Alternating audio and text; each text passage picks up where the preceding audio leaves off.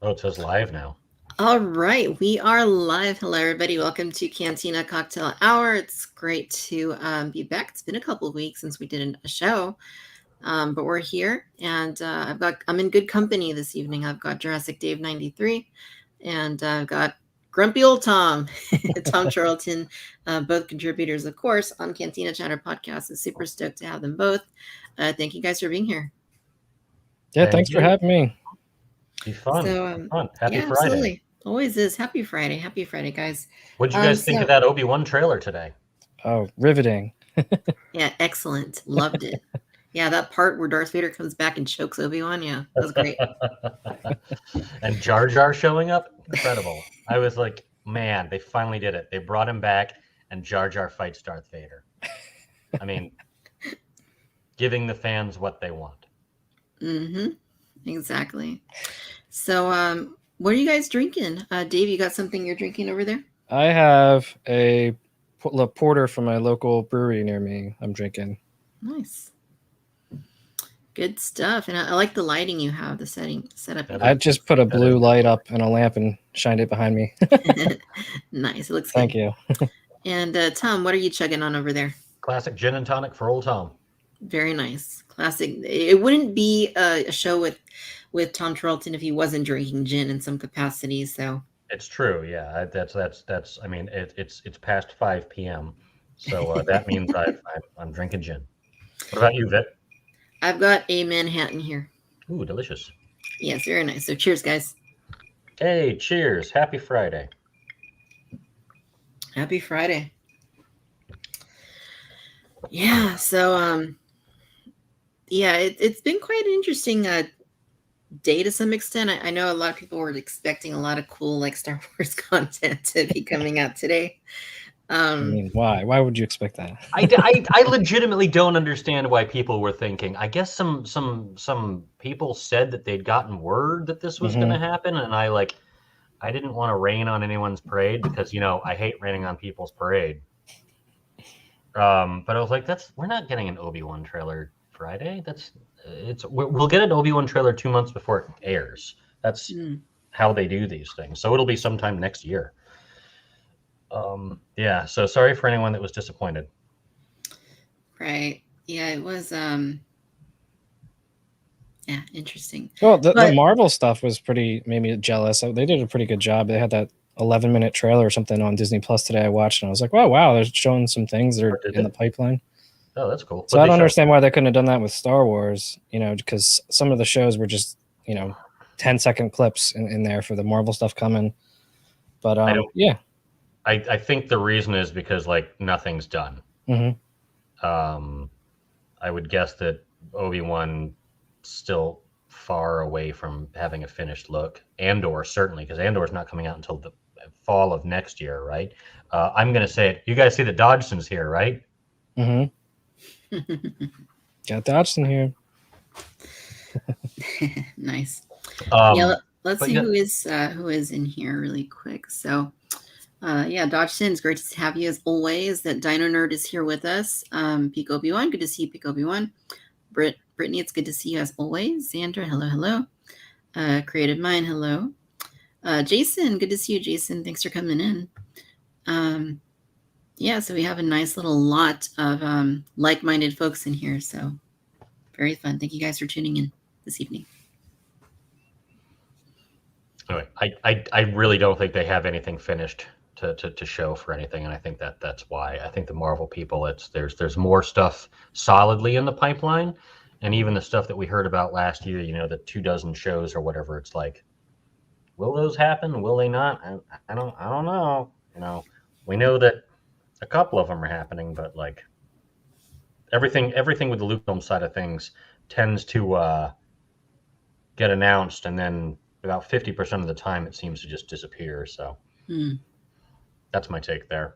Was there anything else? I didn't catch everything, but was there anything else besides Kenobi that was up on Twitter or Disney Plus? Yes, there's the new mini documentary about Boba Fett. Oh yeah, I watched that today. But I just meant as far as shows, because again, comparing it to Marvel, some of them were just title cards. they could have done something like that. Like probably what you say is true. They don't have anything done, but they could have just been like Andor, Kenobi, whatever's coming. And they could have saved the Boba Fett trailer. Came out 2 weeks ago. Save it for today. That would have been amazing.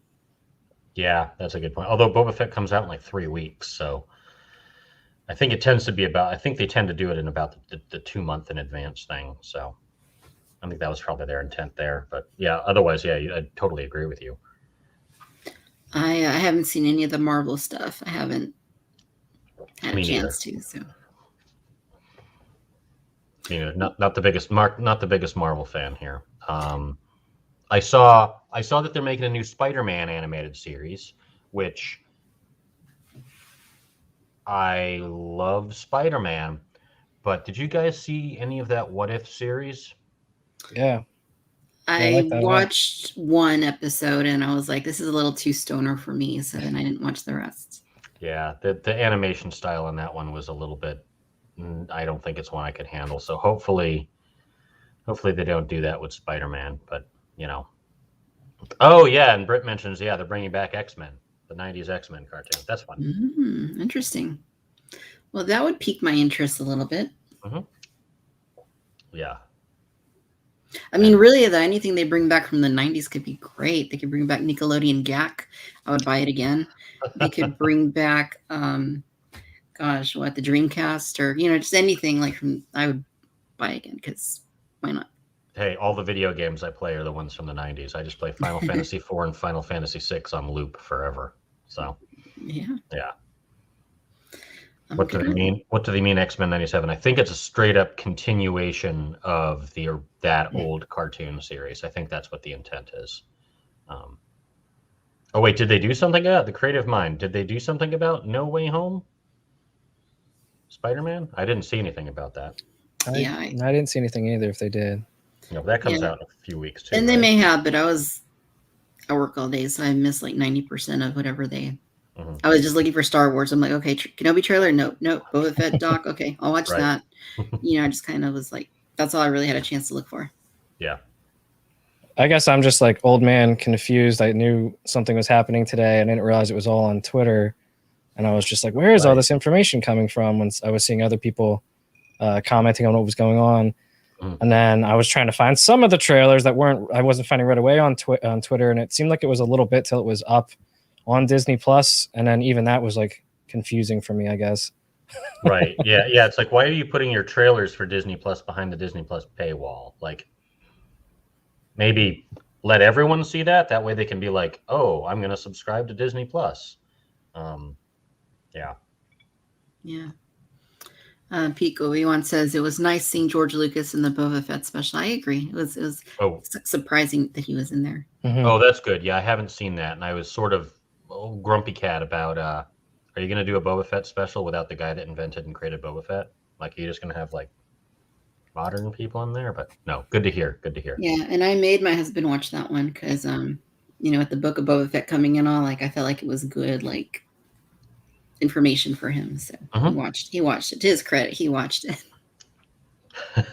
Yeah, that was nice. It was like 22 minutes long, and it covered the major things and all the actors and appearances. It was pretty cool. Some toy stuff and yeah. Good old Boba Fett. Good old Boba Fett. I'm nervous about Boba Fett, guys. Can I go into that? Of course. Sure. All right. So here's my fear about Boba Fett. I'm afraid. All right. They've announced, right? All right. So Boba Fett's going to unite all the crime factions under his umbrella, right? Like Jabba used to have. I'm worried that every episode he's going to go to a new crime family and it's going to be like, I want you to join my crime thing instead. And they're like, but first you have to kill this bad guy or kill this monster or whatever. And he does that 20 minutes later and they're like, now we'll join you. And I'm worried every single one is going to be that. And it's not, a Boba Fett series, like a crime thing, like you could do something really neat, like Sopranos-esque or, the old TV series, The Shield, really like in-depth character stuff. But I'm really nervous that it's just going to be Boba Fett visits a new guy and could be. Yeah. Right. I want Sopranos in space with Boba Fett. Yeah, that's what I want. What if at the very end, you know how they show at the trailer, like the Biomar monk, like running around? Loved it. What if at the very end, like Boba Fett, like decides to become one of those, and then take his brain out and put him in a Biomar mine? That would be fantastic. He just falls back into the Sarlacc pit. He's just like walking along. Oh man. I'm excited that we're going to see Tamora Morrison's face. That's a thing that's really going to help that show for me, because that's one of my big issues with the other one is a stunt guy in a mask just doesn't convey enough for me to care about the character very much. Whereas even though I'm not the biggest Boba Fett fan in the world, I like him just fine, but I was always more of a Zuckuss guy. Getting to see Tamora Morrison really dig into the role is like, that's really fun. I'm really excited for him, and I'm thinking that that's probably one of the things that's really going to shine through. Like when he showed up on whatever planet it was in The Mandalorian, where he's really like chewing the scenery there. I was like, oh, that's really fun for him. Yeah.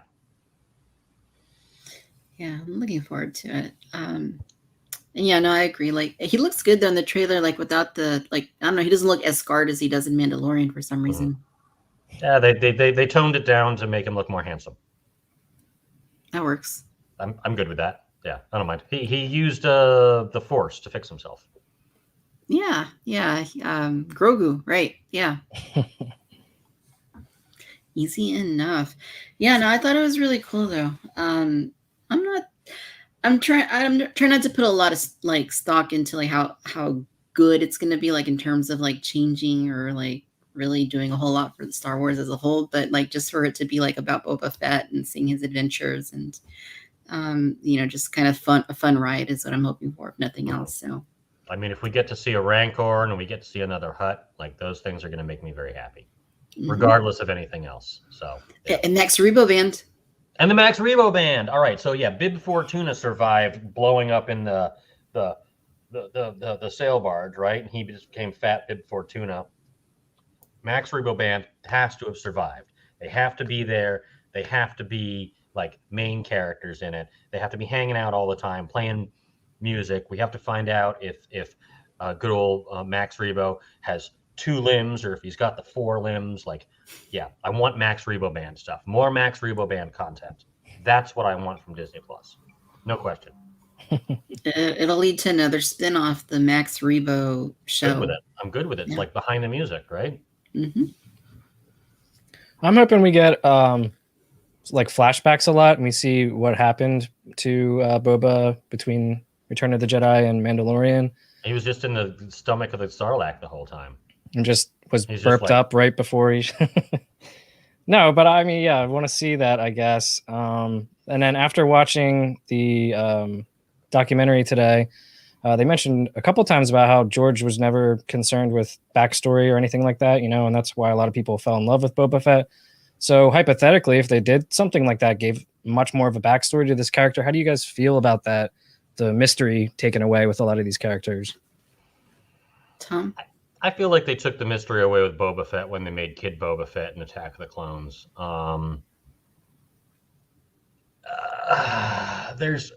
You can go either way with it. If you make it fun and engaging, I'll enjoy it. Like, Solo is the one that I'll really keep going back to, and that was the movie nobody asked for. I certainly didn't, and I was a cranky pants when they announced that. I was like, that's going to be junk. All they're going to do is show how he meets Chewbacca, how he gets the Falcon, how he meets Lando, and he does the Kessel Run. We're like, oh, do we need to see all this stuff? And then they made a really fun, lighthearted movie. So if they're able to do that with Boba Fett, sure. I definitely agree that the mystery of Boba Fett was kind of the interesting thing because he's a cool costume. But at this point in time in modern Star Wars, every new character is just another thing that looks like Boba Fett. So some of that specialness is already gone. So, I don't mind. And if I don't like it, I can just, disregard it. Yeah, no, I agree with your thinking, Tom.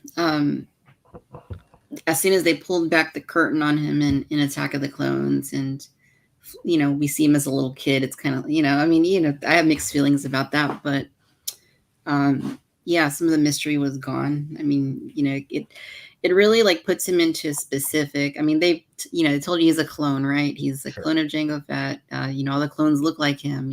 So I mean, anytime you watch Clone Wars, anytime you watch, you buy like toys of clones and the helmets come off, like it's this guy. Yeah.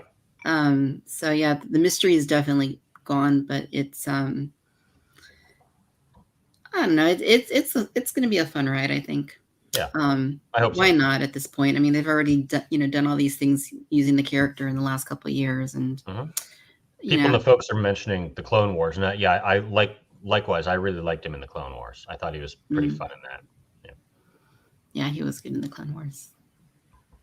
I mean, everyone was good in the Clone Wars, though, right? That was sort of the magical thing about that cartoon series. Everything that showed up in the Clone Wars, I was like, oh, I love everything in this. Look, Darth Maul's back for some reason. Great. I think at this point I'd be happy if Darth Maul we put a kibosh on more Darth Maul stuff for a while. I know there's the rumor there's going to be a Darth Maul TV series about Crimson Dawn. And the thing that I thought was interesting about Crimson Dawn was Kira's story and how Kira relates with the Darth Maul thing. So without her, I don't know. Darth Maul sort of lost me in Star Wars Rebels a little bit, except for where he finally got done in by Obi-Wan Kenobi. Finally, at long last. I thought that was a beautiful, beautiful scene in an otherwise unremarkable episode. But yeah. Anyway. Darth Maul. Yeah, no, I'd be okay with the Darth Maul show. As long as, like you say, it's an opportunity to really be like a Kira show or something like that. Yeah. That'd be fun. Yeah. That would be really neat. Because she was such a neat character. And we still don't have her in her proper outfit. Yes, we're well aware. I don't know when we'll get that. And as we know, of course, in Rebels, we have to remember that Maul gets to a place where he's not in charge of Crimson Dawn. He's just like he's like an emaciated guy that's just like on the run from everybody. So how does he get to that point? We're missing a lot of information there that I think would be neat to see. Yes, I totally agree with you there. I like the idea that he's got some grand, crazy, evil scheme, and Kira crashes him on that planet, stranding him there, killing herself in the process. That's my fan theory about the whole thing. But who knows? Who knows? Yeah. So I think Jason said maybe they gave us a flashback of him killing Cad Bane. Is that canon? I know there was that was supposed to be one of the Clone Wars episodes, wasn't it? That was going to come later before they canceled it. And now that Cad Bane is in Bad Batch, I don't know if that still applies anymore. It's probably not canon, but they'll probably still do it. It's when they do it in what format. Because that often tends to be the sort of thing they'll it didn't need to happen at this specific moment. It can happen at a later point. I imagine we'll get that. And I definitely agree that the ideal spot for that would be a flashback in the Boba Fett series, because I freaking love Cad Bane. I love him. I love that character. I've said it on here before. I'm crazy about him. He's the most ridiculous thing imaginable, and he's like the perfect new Star Wars character. Yeah, I'm crazy about Cad Bane. I just got my Black Series this week, and I ordered over a year ago.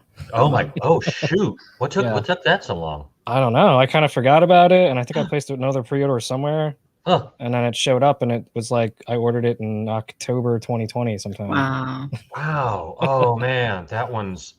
Yeah, I've got a friend who collects the occasional action figure, and I surprised him with that being shipped to his house from. Nice. I think I just got it from Amazon or something like that. I didn't get the one that comes with the little Seth Green robot. I just got the normal one, but I'm crazy about him. He's in my display case back here. The top shelf on that is just all Clone Wars prequel era Black Series stuff. Nice. If they do bring him into the Book of Boba Fett somehow, they're gonna have to really dial in the CG or the practical or however they do it. It's gonna have to look really darn good. Mm-hmm. Yeah. I mean, or really lean into a cheesy mask like the Nemoidians. I mean, I do a flashback using Daniel Logan. Yes. Yes, that would be cool. Get Daniel Logan back in there. Yeah, maybe he is. Who knows? Yeah. I love Cad Bane. Love Cad Bane. Give me a Cad Bane series. I would take a Cad Bane series over a Boba Fett series. But he's just ridiculous, and he sounds like Peter Lorre. God Bane, scumbag. Absolutely. Actually pretty good. Yeah. Yeah. Yeah. Love him. Yeah. You know who I don't want to see? I don't want to see any more Hondo Ohnaka. I'm so sorry. I'm so sorry to say it. Hondo is one of those characters I loved in Clone Wars. And then in Rebels, I was like, oh, you're kind of irritating now. Yeah, I can see I that. hear you there. I hear you there. I mean, I like Hondo, but not like enough to like really want to see him. Like he's in Galaxy's Edge, right? So he's right. The animatronic, and yeah, like nobody knows who he is. And my husband was like, "Is that Jack Sparrow?" I don't know where in the hell he got that, but he's like, "Is that Jack Sparrow?" I guess the outfit looked kind of similar. I mean, yeah, the outfit's kind of the same, and he's got sort of that similar sort of vibe going on. I mean, I loved him in Clone Wars, and I was excited when he showed up in Rebels, but he was one of those ones that like. No, I agree. I think something happened that he'd like lost his edge. As much as I love Rebels, he just doesn't have that edge. It was more kid friendly or something. Not that he wasn't in Clone Wars. Yeah, he lost all of his like any mystery or like uncertainty you had with him, like was gone. Like, you know, he's just a good guy, but you know, even though he might pretend to not be, like. Right. It was one of those, remember this character from the other show? He's back. Yeah. Again. Okay. At least it was better though than like creepy Lando hitting on Sabine. I mean, that episode had the puffer pig. And that's like, you know, one of my problems with Rebels is it sort of fell into that look who's the cameo from the other thing problem. But and it certainly had that with Lando. It was one of the first ones. But he had the puffer pig, and I loved the puffer pig. I adored the puffer pig. So, you know, you can get me once you've got the cute little thing, right? Sometimes. Not all the time. Baby Yoda, I'm going to put him in a blender. And oh, no. No. It's not true. Even a grumpy guy that doesn't care much for the Mandalorian's in love with Baby Yoda. He's absolutely amazing. What a great puppet. What a great puppet. Yeah, he is. Now I have visions of like spinach shakes. Oh, poor old Baby Yoda. Yeah. I'm just saying that to upset people. I'm not going to put Baby Yoda in a blender. Gosh, no. Oh, man. He's delightful. He's delightful. Although, can I rant about Baby Yoda for a second? Yes, please. Yes. So in season 1, Baby Yoda is a baby, right?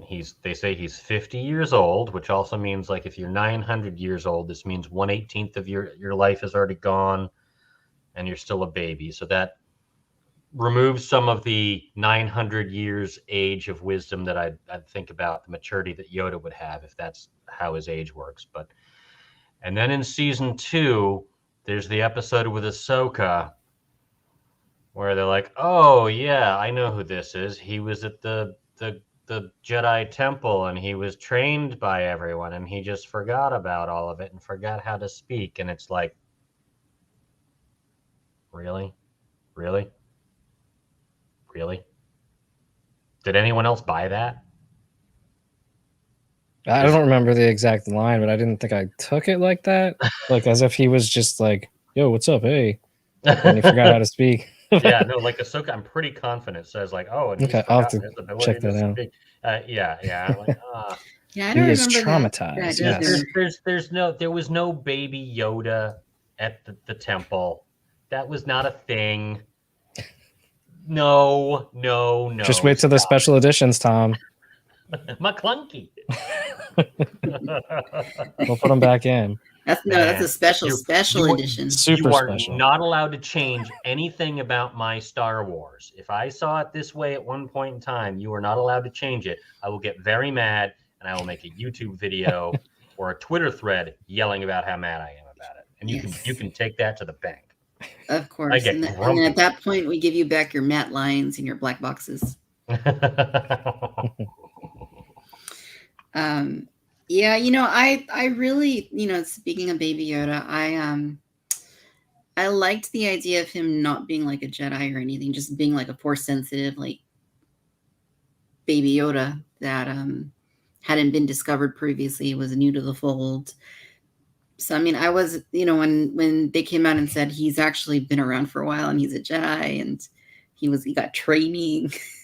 Like I was, it's like, all right, I guess that's fine. But I liked it more when he was just like, not any of that. The reason they did that was because of the people that are angry about Rey, and she's able to make rocks float without having spent 2 days with Obi-Wan or a week with Yoda. So it's like, oh, see, he's got training, and that's why it's like, come on. Also, when they said you have to bring him to his people, I thought he was going to bring him to a planet full of Yodas. A whole planet of Yodas. And I don't know if I ever want to see a whole planet of Yodas. I like them being really special. But, that was bring him to his people. I didn't think it was bring him to Jedi. But, Yeah, same. A whole planet of Yodas, and they all talk backwards. Or no, we've already figured out Yoda got hit in the head, right? The Hutts don't talk like the same, so maybe the Yodas don't. Probably not, yeah. That's true. Maybe, like how Zero talks, right? Zero the Hutt. Maybe it's something like that where you might have like a Yoda that talks like that, like Truman Capote or something. Oh my and God. Then you have one that has like a Western accent or something. Oh God, that would be amazing. That would honestly be amazing. Do you remember how much I don't know if you guys did, how badly Zero the Hutt was hated when he was first introduced? Like, I hated him. I was like, that's the worst thing ever. I liked Ahsoka. I saw the movie and I was like, oh, Ahsoka, she's funny and she's got some personality. All right. But this thing is like, and doing the Cad Bane voice again. Like, that's the worst thing ever. And then when he showed up the second time, I'm like, yes, it's Zero. He's back. Yeah, baby, Zero. Amazing. I love him. I absolutely love Zero. And then they kill him off. Size Noodles comes and kills him like a third episode. I was like, no. Zero. Oh, yeah, that was random. God. And it was puppet size noodles at that. It was proper size noodles. Proper size noodles. Uh-huh. I'll take any size noodles though. Yeah, just not preferably puppet because the other one is just has really big lips or something. Yeah, and it's just not. Yeah, it doesn't.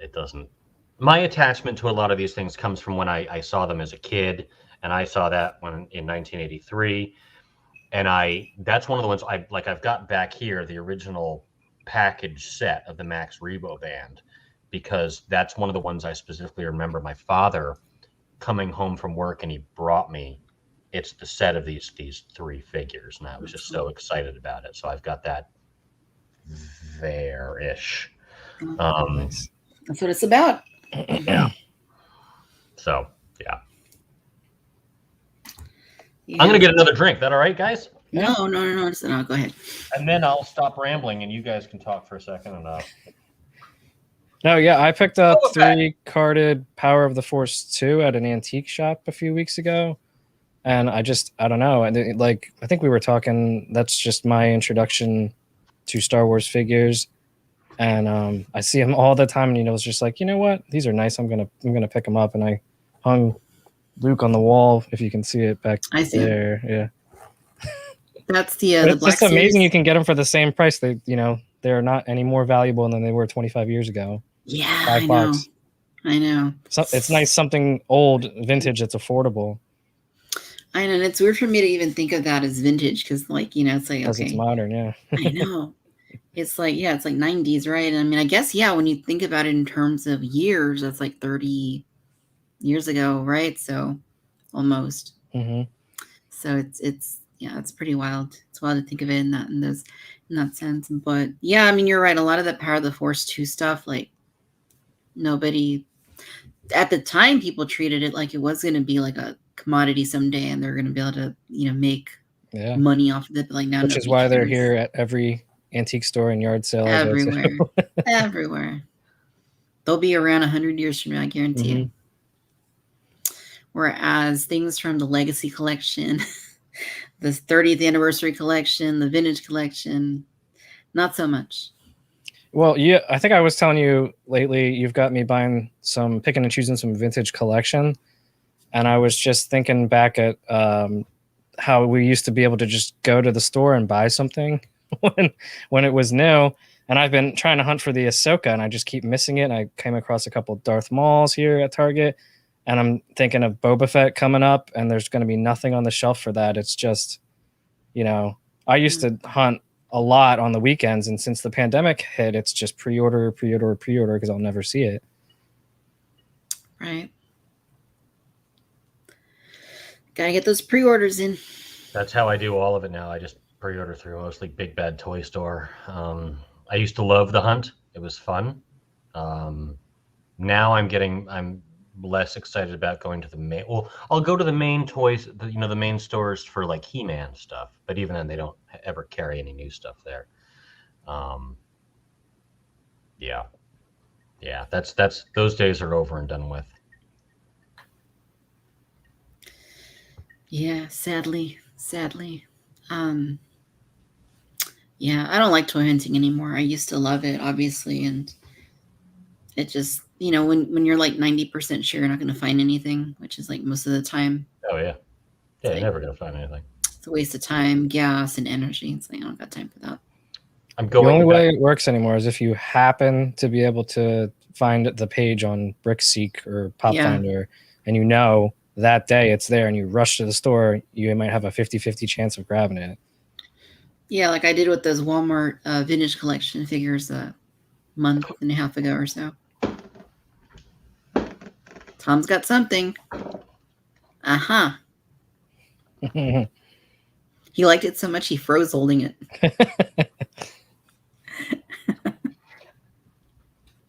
Just got him in the mail. Nice. I got one yesterday too. Another one. Oh my God. He's Amazon. Yes, from Amazon. I got 2 from Amazon, which I'd forgotten I ordered 2 from Amazon, and one is in slightly not the best package, so that one's going to get busted open. I just haven't done it yet. The Emperor's like the best thing, so very excited about that. Of course. I shot a review last weekend for the one with the throne. Oh yeah. So I need to publish that in the next couple of days, but yeah, no, that one's definitely more fun, I think, because he's just like that. Yeah.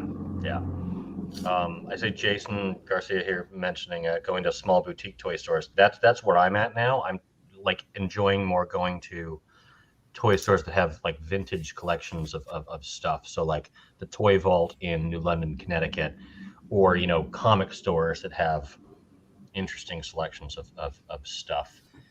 Next weekend, I'm going back to South Carolina to visit my mother, and it's corresponding with this was planned, the trip to correspond with Retro Toy Con in Greenville, South Carolina.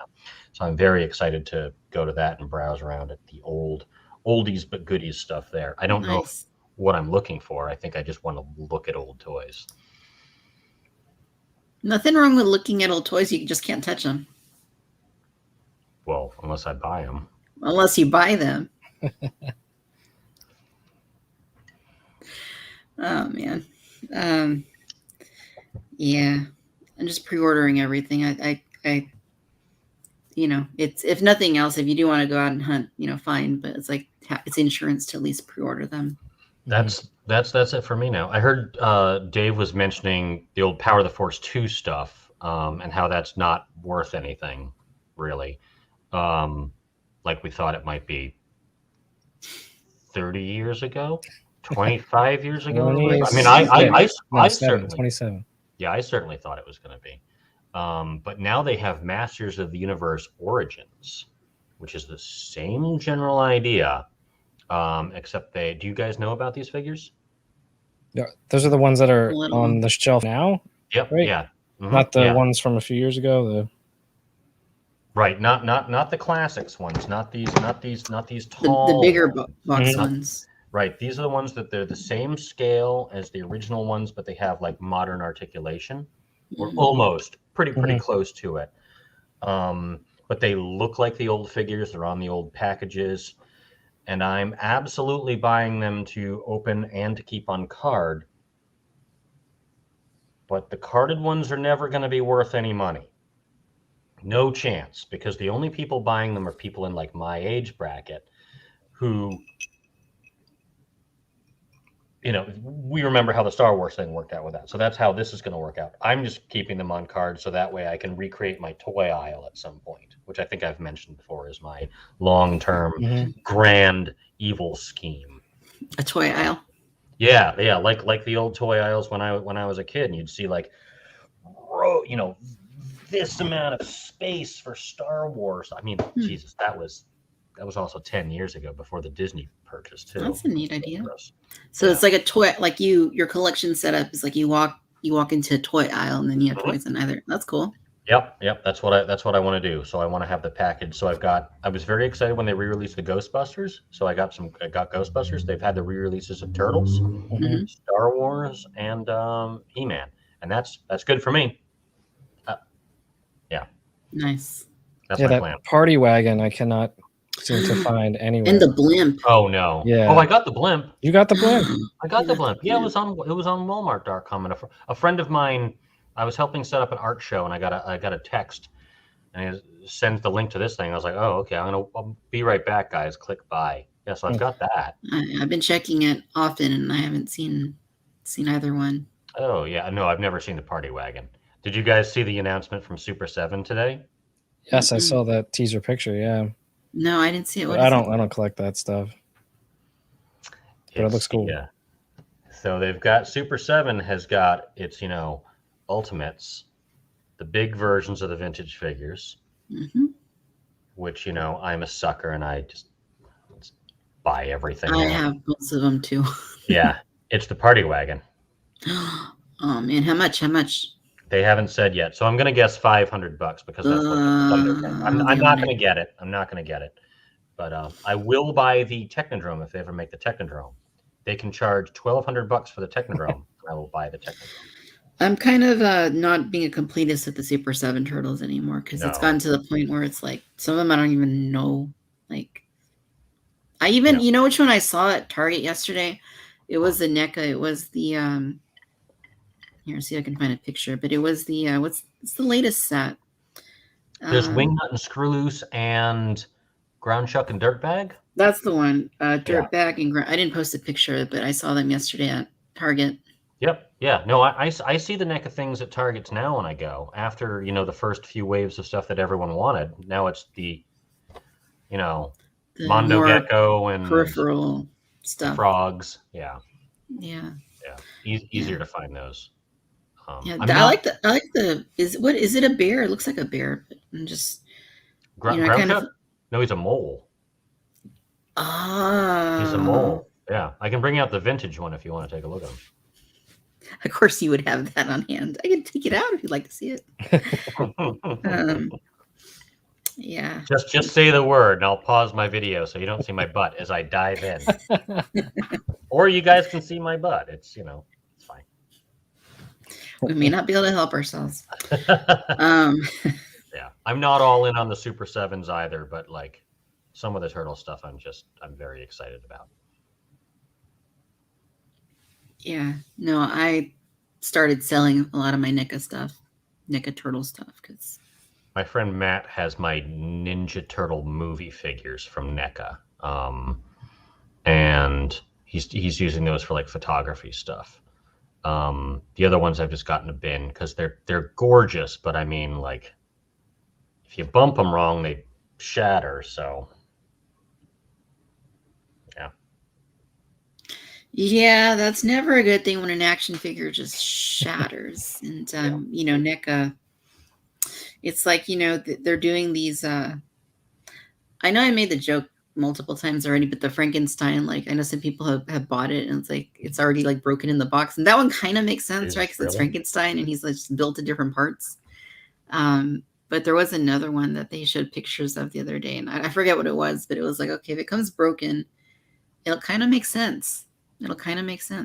Yeah, I've got to ask a question. There's a fellow named Xander finally got a Grail from the vintage collection. What's yeah, that? what is it? What is it? Tell us. Snoke. It's Snoke. It's good old. It's Jyn Erso from Rogue One, the best Star Wars movie. Well, Xander, we're waiting. Come on. Dang it. Yeah, those Neko, the only ones that I have been picking up are the Back to the Future ones. And the first one I opened up was Back to the Future 2 Marty. Just put him on his hoverboard and it was just like, snap. I was just like, back in the box. Yeah. So here's... Oh, it's Rose Tico. Nice. That's amazing. That's amazing. That's yeah, amazing. That is cool. I don't have that one. I regret not purchasing that back in the time when it was available. Yeah, 2012, I think. Yeah. Jar Jar and Carbonite Block, amazing. A jar full of Snokes. Yeah, definitely have to have a jar full of Snokes. Yes, congratulations, Anna. That's a really great acquisition. That's definitely a grail. Yeah. That's an awesome little piece. Did you guys see? I think it was a couple years ago now. You know how they do that elf in a shelf thing? Like, somebody was doing with Snoke, and they're putting him everywhere. There's like Snoke on a Coke, and they're just putting him like everywhere they could. Oh, poor old Snoke. He had like the Santa hat and everything. It's funny. Next month, right after Thanksgiving hits, is when we unbox all of our Christmas stuff. So that's when I'll the Christmas Stormtroopers that came out last year coming out, and they're gonna go on display. And I've got a Super 7 made a Christmas He-Man where it's just He-Man. He's got a Santa hat on and a candy cane colored sword, and that's all part of my Christmas. So my normal He-Man that's right here, this guy. Sorry, He-Man, you're going bye-bye for a little bit. Christmas He-Man. Christmas He-Man's coming out. And the new Black series too. What? The new Black series are coming out too for the holidays. Right. Do we have any idea what that is? Not yet, but there's several of them. Yeah, I'm probably gonna buy those again. They'll probably show up like in February. Like the Walmart. I haven't bought any of those, but I would torture my wife every time we go to Target. I would tell her, I'm going to buy like 3 of those. I'm going to put them in the tree up on your Christmas shelf. Yeah. She doesn't like the toys with everything. So last year she had a little Christmas village, and I put some Stormtroopers in the Christmas village. It's amazing. Nice. Yeah, that's the way to do it. Yeah, I bought the last ones, but they're fun when you don't think of them as part of your action figure collection, and you think of them as part of your holiday decoration. Mm-hmm. That's true. All right, I'll switch out some of my normal action figures, and here's some holiday ones it's a gag. Yeah. All right, come see my toy collection. It's all these like holiday troopers and stuff. Right. Like I stopped, honestly though, with Black Series, I stopped being a completist. I was buying every single Black Series. I stopped. I quit. Oh yeah, not for me anymore. Most of them I'm still getting, but like the carbonized stuff, the credit collection, I'm like, I don't need it. I don't need all that junk. Nah, that's sorry. No offense to anyone who works at Hasbro or likes that stuff. That stuff's rubbish as far as I'm concerned. It's just repack the same darn thing. Like, I mean, they're literally repacking Quill and Carl Weathers action figure on carbonized or credit. Like, these are the only figures I've seen on the shelves for 2 years now. Like, really? You think we need more of Carl Weathers and Quill? I don't think so. But he's blue, Tom. Dabba-dee, dabba-da. So actually, I did get the new Mando from Amazon with like the blue paint on him. I don't know why. I just like, I thought the paint looked cool, so I did buy that one, and it came in the other day. He's the main character, and honestly, like the color choices in some of those things is kind of neat. Like it's not for me, but I get that. But it's like the figures that are sitting on. It's like when they were like, oh, here's 3 3/4 Black Series Rey and Kylo Ren and Finn. Oh, here's the new vintage collection. Oh, it's those again. It's like, well, that's not gonna sell, and it didn't. What was that? Hey, what was that? I don't know. What is it? I don't hear anything. Aliens. Is it me? A motorcycle might have went by. It's He's being abducted. Yeah, so in the chat, I'm part of the credit collection here with my blow. Grab his legs. He's being taken. Oh, invaders from space. Yeah. Let me know if you see aliens popping up behind me or something here. What's that green thing behind you? Oh, no, never mind. It's a duck. See my duck on the shelf here? I got that at Target yesterday. All right, so aliens are not real, guys. I'm sorry to break that to you. Here we go again. Not real. They're not visiting us.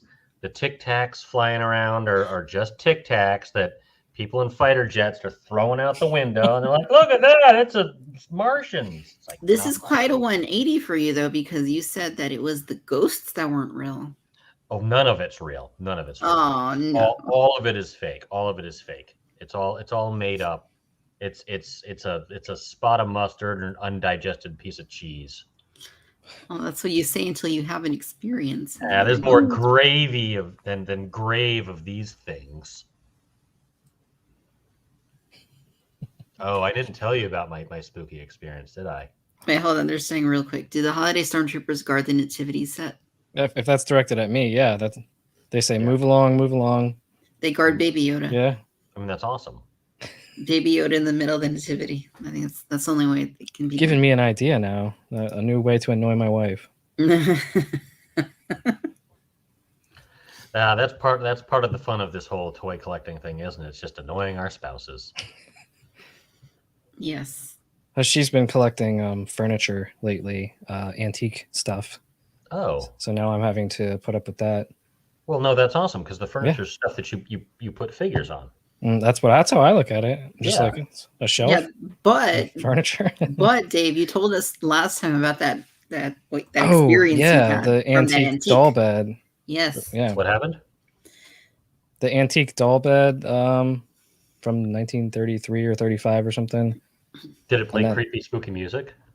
No, but that was the story of the power going out, and I woke up and saw the apparition of a cloudy, small figure just staring at me. And I thought I was dreaming until the next morning. My wife had the same story, and I was like, "Wait, what?"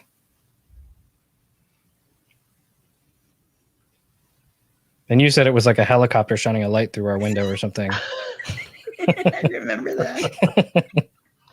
Yeah, he's like, yes, it's a UFO. It was like, it's all light. Oh, maybe it was a helicopter.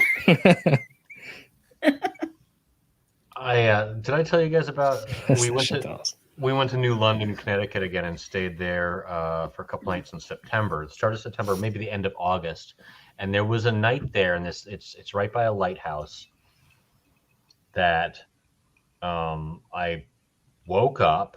Now my belief is I did not wake up because I'm laying in bed, right? I'm still this side. And Lena, my wife, is over on this side. So she gets up and she walks around to go to the bathroom. But then she stops over there by this like dresser, right? Now the Airbnb we stayed at, there's like the bathroom's right there. And I'm like, well, that's odd. Why is she not moving? And I look over and no, Lena's in bed next to me. And so that was very peculiar. And then I got up and used the bathroom myself and turned on the light. There was nothing there.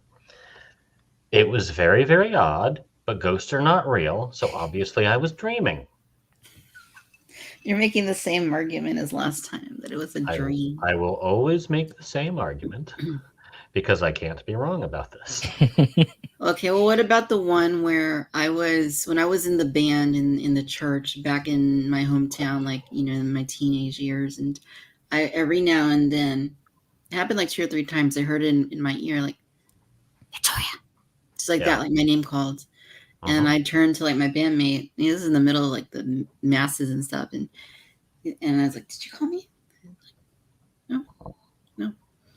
And then like one time, like later, he tapped me on the shoulder. I'm like, He's like, did you call me? I'm like, no. He's like, are you sure you didn't call me? Like, I'm like, no, I didn't call you. But that's what I was telling you about. Audio hallucinations. Audio hallucinations. Or Stan sleeping. Stan sleeping while playing guitar. It's audio hallucination. You ever think you feel your phone vibrate, or you think you hear your phone or something like that? It's like it didn't turn out. Audio hallucinations. That's all it is. Guaranteed. You can take it to the bank. Trust old Tom. What if it was a ghost phone? Like an old Nokia or something vibrating in your pocket.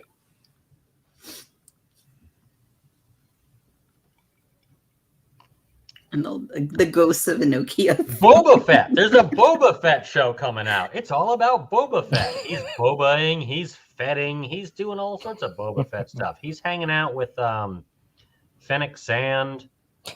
They're gonna fight a bunch of Bosks. That's what it is. Yeah, all I know is that I've had too many experiences in that realm to discount it as just audio hallucinations or whatever you said it was, or dreams. Like, there's been too much stuff, and I don't think you truly believe or can believe any of this stuff until you have something that's pretty convincing happen to you. I think a ghost could walk up to me and puke on my feet, and I'd be like, well, that's a bad dream I'm having right now. It's just because, like, I'm that stuck in my head about it. It's the jinn. It's the jinn.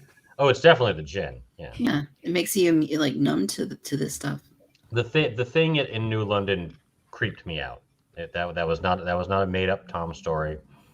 That was like felt a little weird. I'm still convinced I was asleep, but it creeped me out. It gave me the willies. It gave me the old willies. Is it terrible that I'm more excited about Fennec Shand than Boba Fett? No, Fennec Shand's cooler. I mean, yeah, well, right, because she's Ming-Na. I mean, no offense, guys. I'd rather watch Ming-Na run around fighting bad guys than Temuera Morrison. I love Temuera Morrison, but...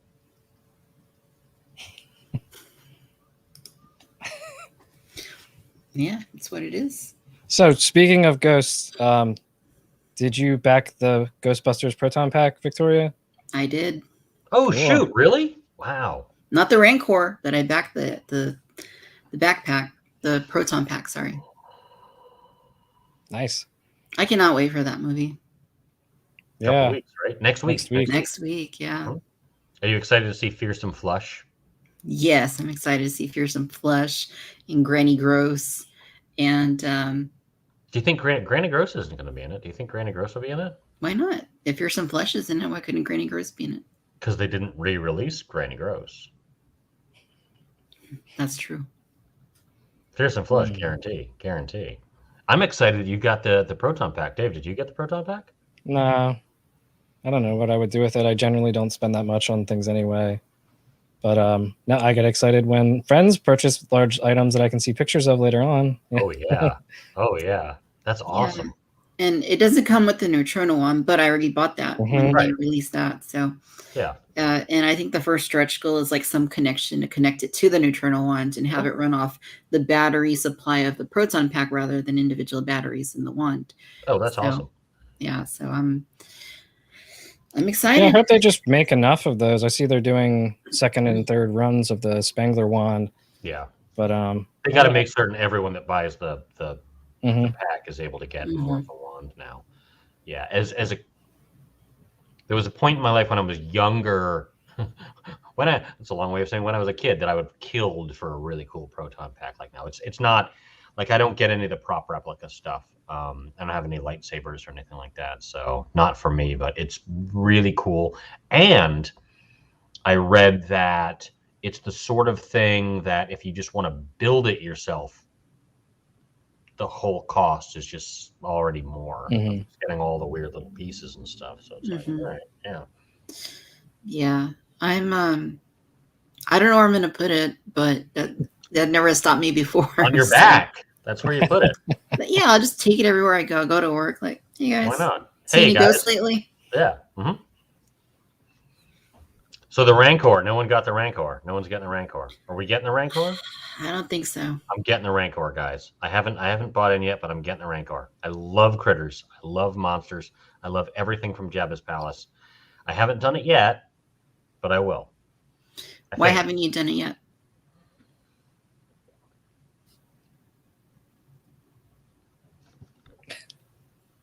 I thought he froze. Well, I don't have a great answer for that. I don't know why. I don't think it's going to make it much past maybe the second stretch goal, if anything. And I'm dreading that the second stretch goal is just Luke Skywalker with a bone or something like that, which I don't give two farts about. It's not going to be the Rancor Keeper. It's certainly not going to be Ula. And the first stretch goal was, The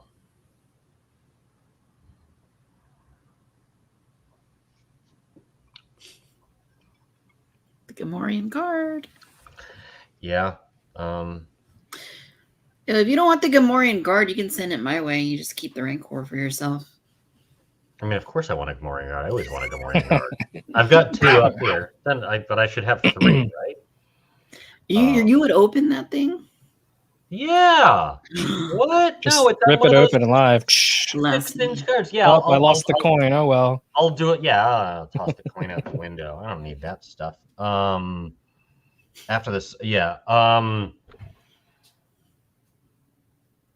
So I know you're not a big fan of the Scott Knightlick stuff, because of that was a look.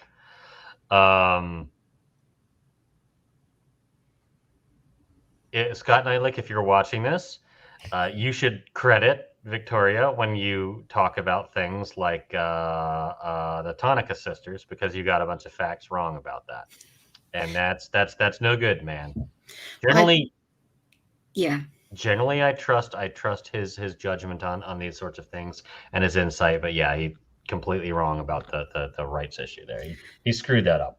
He did, and the thing is, like, how can you rip off somebody but not rip them off correctly? Like, just like all the information was there, and like he just like found the parts that he didn't listen to the parts that proved his points wrong. Correct. Yeah. So Sloppy. bad, not good, sloppy, absolutely sloppy.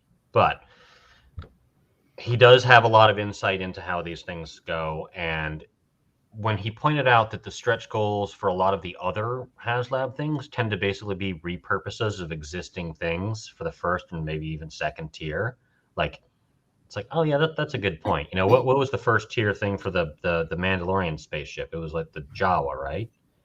Based on no, it was the carbonite blocks, I think. Wasn't it, or was it the Jawa? I don't think it was the carbonite blocks. It might have been the Jawa then. Right.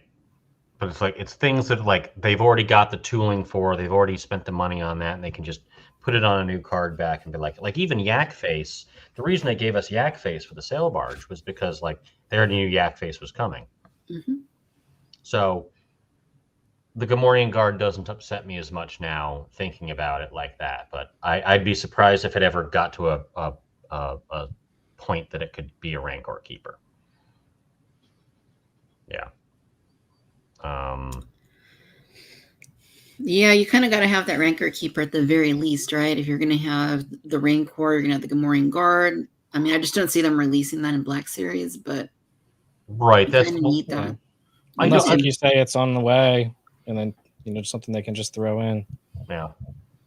He's I mean, it's a classic, right? He's a vintage figure, so. Mm-hmm. Yeah, he's definitely not my favorite member of that's interesting, the Escape Pod.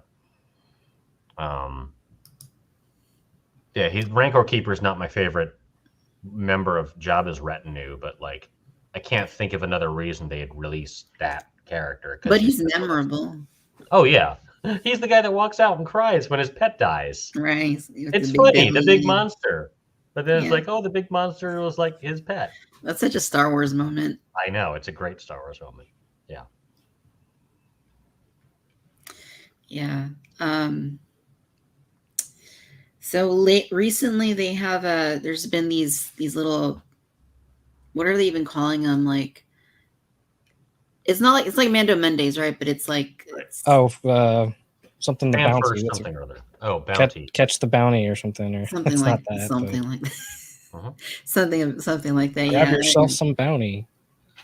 So I think this week there were 2, right? There was the Ahsoka from Mandalorian and in Black Series, and also the Death Watch Mandalorian in Black Series. What did you guys think of those? I think they look great. Yeah, I mean, anytime I can get another Mandalorian, that's going to be cool. But from what I saw with the Ahsoka, everything was in package, so I had like a glare on it, but it looked good. Yeah, no, they look good. Like I said, I'm not all in on Black Series anymore, but anytime you have like something like that, like Mandalorians or Ahsoka, let's have at it. Let's have at it. Neither of those were for me, but they looked very, very well done. Not even Ahsoka? I didn't care for Ahsoka in The Mandalorian. I know. You call yourself a fan. I'm a fake fan. I love Ahsoka since the very first Clone Wars movie. I loved Ahsoka and I loved her straight up until Darth Vader killed her off in Rebels at the end of season 2. Sort of. Right. I didn't. It didn't feel. It didn't feel like Ahsoka to me. But hey, there's a whole series that's coming out about her, and I'm crossing my fingers. I'm crazy about that. I don't have to like all of it. I liked her when she had the bigger things in the top, and she's all Ashley Eckstein and being like, "Hey, I'm spunky." The design. Yeah, it wasn't all. Yeah, I hear you there. I like the design and the animation better. Like season 7. Rebels. Yeah, the season 7 stuff was crazy, crazy good. But I think that the figure looks exceptional. Like, it looks incredible. Like, so if you're into that, yeah. And the Mandalorian, like Peak Obi-Wan says no cloak. I forgot about that. That's upsetting because mainly we had the cloak in the episode. Yeah, that costs too much these days. And I use finger quotes like I know it does cost more. I'm not really like saying, oh, they're lying about that, but it's blasphemies. I know. There came an Ahsoka storyline that I was like, eh. You know how bummed I was about that? When I watched it, I was like, oh. The cloaks, the thing about the cloaks is there's third-party people making the cloaks all the time. Which I know you'd like Hasbro to just provide the proper thing, obviously. Like if you want a cloak, like you can get a nice cloak, or make one. I made my custom Darth Sidious robes and Emperor Palpatine robes. Much better one than the ones that they provided in the packages. So it's sort of a fun little project. Yeah. I'm not good at that, but yeah, there are third-party options and people do some really cool stuff. Yeah. Hasbro should provide these things. Every Jedi should have a cloak. Period. I mean, that's just... And a lightsaber. And a lightsaber, yeah. And maybe lightsabers that don't have the disconnecting gosh darn hilts, because those things fall off, and I hate that. There's a middle-aged... Yes, I completely agree with you, Daniel. Yeah. I mean, come on, Tom. Are you not the same person you were when you were 15? Unfortunately, I probably am. I think at 15, I was like, I don't like toys anymore. I'm an adult. And now I'm like, give me all my toys back. Look, it's Skeletor again. So, yeah, but yeah, I'm older. I'm fatter. That's the thing. I'm just jealous of Ahsoka. She aged so well. She aged into Rosario Dawson. Yeah. I didn't. Not yet. Let's see. Jason says, with Hayden coming back for Obi-Wan, think they will make him do scenes for Ahsoka, because if he calls her simps, it might break me. Didn't this come out? I kind of feel like I saw something about this. Dave, do you know, did they say that Hayden would be in the Ahsoka show? Yeah, they did say. They announced that he was going to be in it. I don't know the context. I don't think they went into any details of what might going on, but I would certainly love that. Every show, give me flashbacks, something that Star Wars doesn't do. Yeah, put it in there, and then because I mean, it's going to be hard for him to just walk around in a Darth Vader suit, and why would they bring him back if they're he's going to put a helmet on him? Bump into things like, oh. I'm excited about him just being back, even if he's in the Darth Vader suit, because it means Hayden Christensen gets to be in the Darth Vader suit. That's Again. fun for him.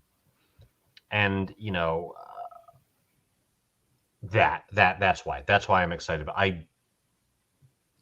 I don't like the idea that Obi-Wan and Darth Vader have another lightsaber fight before A New Hope. But I didn't like the idea of a Solo movie. So I think they're probably going to have a lightsaber fight in every episode for 8 episodes straight. And he's going to get away and I'll be like, I'll get you next time, Obi-Wan. Obi-Wan's going to go to a planet. He's going to be like, I'm looking to hide Luke Skywalker. Like, but first you've got to kill this warlord. And then a Mandalorian shows up. Yeah, what do you think you're going to do with the voice? James Earl Jones sounded quite his age in Rogue One. If they have any speaking parts where they might incorporate the suit, what would they do? I think we just have to accept that James Earl Jones is the voice of Darth Vader. And he should be the voice of Darth Vader. And that means sometimes it won't sound quite the same way it sounded when we got new content 40 years ago. Maybe they could do some sort of that modulator thing. That was the most interesting thing on the Gallery series, how Luke Skywalker's voice was made from him reading audiobooks in the 70s and 80s. Did you catch that? I thought that was, I was like, oh, that's really interesting. So hopefully James Earl Jones read some books on tape in the 80s or something, and they could incorporate something like that. That'd be interesting. The technology, just is amazing. It just keeps moving forward. If they could ever AI simulate his voice or something. I'd rather they have a new performer do it. I can't imagine anybody else is the voice.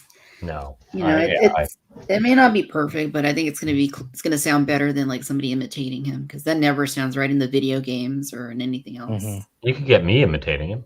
Check this out. No, you're Cad Bane. James Earl Jones will more machine than man now.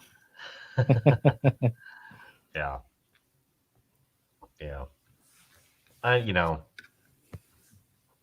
He's gonna take the helmet off anyway. He is. I hope so. It won't be an issue when he does. Yeah. He won't be able to talk. It's like, Obi-Wan, I'm gonna get you next time. I'm gonna stab you with my glow stick. I'm gonna give you the stabby stabs. Watch me swing around with my robot suit. Like, Hayden Christensen gets to get into that costume and really go nuts. I don't even need to like the series. Maybe I won't like the series. Maybe I'll be grumpy Tom and be like, this is too formulaic for me. I want The Sopranos for every single thing I ever watch. If it's not as good as Breaking Bad, I hate it. But if Hayden Christensen gets to go loose and be Darth Vader, like, awesome. Like, the sheer joy I imagine it'll come out of that is like, it's like Timora being Boba Fett when he first shows up, and all he does is kill stormtroopers. Killing stormtroopers is the least interesting thing you can do in Star Wars at this point. It's like, oh no, a zillion stormtroopers come up. What are we gonna do? We hit them or shoot them, and they'll die. Like, It's not threatening, but he's like, he's having such a blast that I'm crazy about it. Yeah. So Albert says, Victoria, why no Rancor? Can you say more about why you're passing? So, yeah, I mean, I think I've spoken to it before, but I have a beautiful vintage collection or / 3/4 inch black series, one up on the shelf that fits in with the world building of my 3/4 inch, figures, the Jabba's palace, the dais, the place that they came out with a few years back, all the aliens and stuff. Like, it's already pretty big. So just envisioning a 6-inch scale Rancor, firstly, I don't know where I'm going to put that. That's the biggest thing, I think, is the space. Where would I put it? It'd be like that TIE fighter that I bought, that first order TIE fighter. Remember that they made a big deal about? And where is it now? It's just sitting in my closet in its box because I had nowhere to put it. It was huge. It was ridiculously big. And this is kind of the same thing. So there's that. And there's also, like I said, the world building. What's going to go with it? The Gamorrean Guard. Okay, Luke. Beyond that,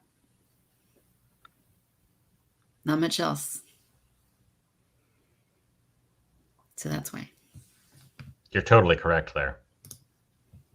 It's my deep love of the monsters in Star Wars that is going to drive me to finally pull the trigger on it. But you're not wrong. It's like, what's it going to go with, and how big is the darn thing? It's like, yeah, I've got the old Legacy Collection one too, and it's giant. It's already a giant thing. Yeah. Dave, are you getting it? No, you're not getting it either. Like, I just don't spend that much generally on things. I'll go out and I'll buy the equivalent amount of spend the same money on a bunch of little things. I don't buy the big stuff. I don't know why. Because you can get more of the little things. Yeah, exactly. You can spend $350 on one thing, or you can spend, $350 on 35 or, 15, 20 of those things. Yeah, I get it. Yeah. Or you can just buy it all. I mean, I wish I could, but I'd have I'd be out on the sidewalk with a Rancor under my arm, begging for change or something. Yeah. Nice. Yeah, somebody asked earlier, I forget who it was, about Rex, how I like Rex. He's really good. He's really good. I put up a pic on Instagram this morning of him and the 2501st, and they're great. They're great. I dare say that's my favorite, like, display in these cases over here. Like, for those figures, like, they're just, yeah, they're great. Rex is great. Happy with him. Highly recommended. I bought one of the 1/6 scale figures. That's what we call them, right? The ones that are Hot Toys. So they're a foot tall, right? Yes, most. I bought a Masters of the Universe Scare Glow several weeks ago. I was debating whether I was going to do it, and I hovered around the Mondo site when it popped up, and I said, "Oh, okay," and I clicked on it, and I did it, and now I'm going to have that coming. That'll be my first 6th scale figure. Nice. Does he actually glow though? Yeah. Ooh. So you can use him as a nightlight, basically, if he's that big. I know. Yeah, I know. Yeah. Very cool. Already getting Hot Toys, Clone Wars, Ahsoka, Anakin, and Maul. So Rancor's not in the budget. Yeah, so that's the thing. Like, think about like 15 years ago, 10 years ago, even, like, we're inundated with a plethora of stuff from all different scales, companies, brands, makes, models.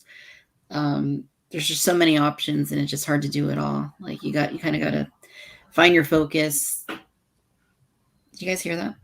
Mm-hmm. Yeah. That was one of the detops. It just went boop, made like a sound. And I was talking about the figures. But yeah, anyways, no, that's a good list there. Of those, I think I only have Ahsoka on pre-order. I already had the Revenge of the Sith Anakin, and I have the other 2 Mauls. So I'm like, tiny Clone Wars Maul. The Maul looked so painfully good. When the Crimson Dawn Maul got revealed originally, that was one that made me tempted. I was really tempted with that because, I mean, despite me being like, I don't need a whole TV series about Darth Maul, I do love Darth Maul, and that just looked like $1 million. Can I go grab another drink? No. Yes, please do. Please do. Please do, Tom. Go get you a drink. Yeah, no, it is a good figure. I have that one. I'm very happy with it as well.